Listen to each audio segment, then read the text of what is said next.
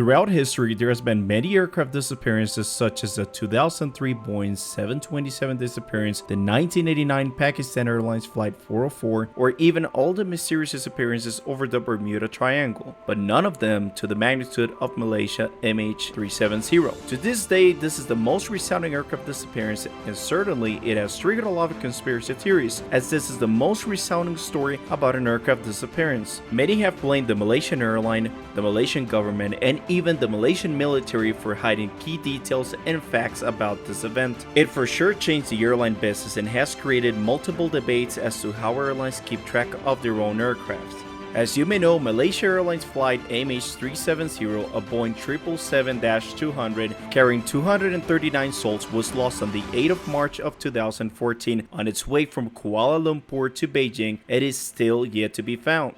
This aircraft disappearance led to the most expensive and extensive search in human history. While it didn't give any results, it instead triggered more questions that remain unanswered. How can a massive jet just vanish in thin air and no one is able to know where it is? Why, with all the technology we have today, are airlines still lagging behind?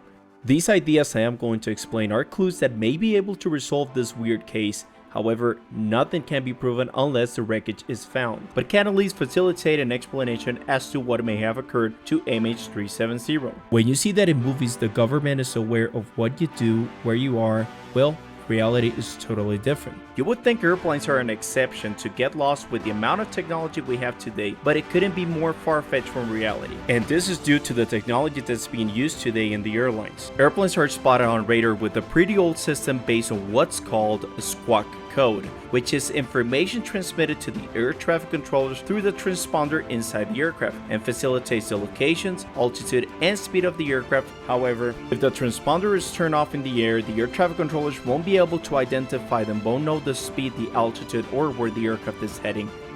That's why during September 11, as the terrorists turned off their transponders, air traffic control was not able to identify where these planes were going.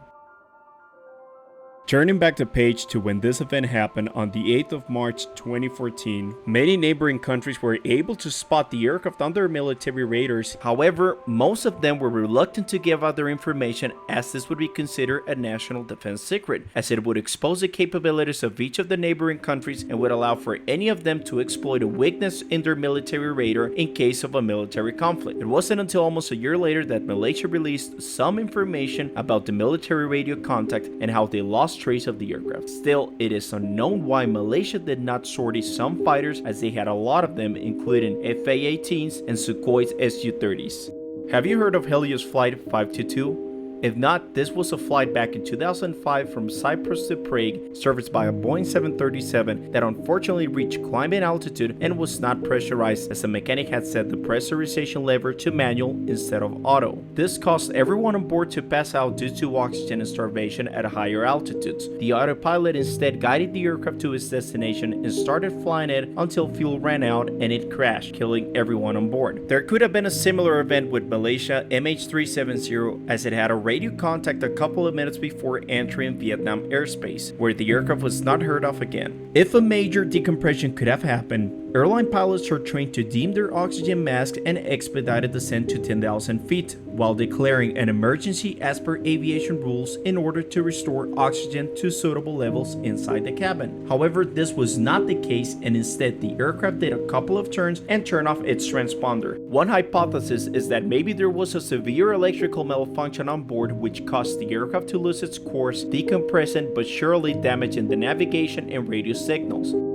Malaysia Airlines offers Wi-Fi on board its Boeing 777 fleet. However, nobody understands how it is possible for nobody to have used any sort of communication to contact with the outside world. This only fuels a speculation that maybe there was a fire or a major decompression on board the aircraft, maybe even a hijack. It would explain the transponder turning off. However, it would not explain why the aircraft made several turns into the famous 7th arc. As for the culprits, the captain has been pointed many times as being a major one, as it was found in his home flight simulator a possible route that was similar to MH370. However, this could be a coincidence, and I say this as I have used flight simulators since the year 2002, and the amount of options you can do in these games are unlimited.